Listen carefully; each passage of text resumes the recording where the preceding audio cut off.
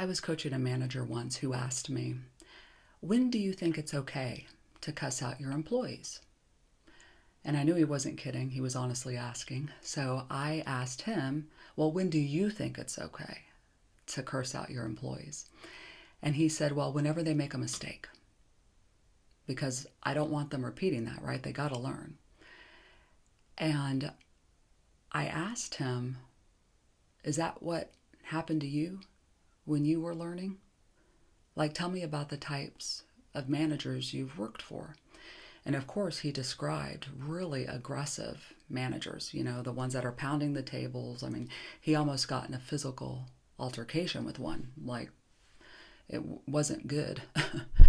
And that's all he had ever had modeled for him.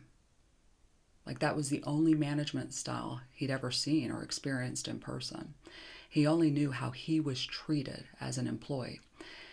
And I was just reflecting on how that trauma just goes generation to generation to generation, leader to leader to leader in the workplace, just as it would in the home.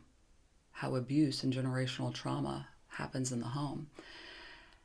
But I do believe that when people know better, they do better for the most part.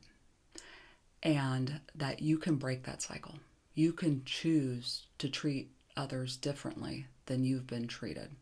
So as a manager, you can say, you know what? How I was treated when I was an employee was wrong. They were wrong for treating me like that. But I demand better of myself and for others.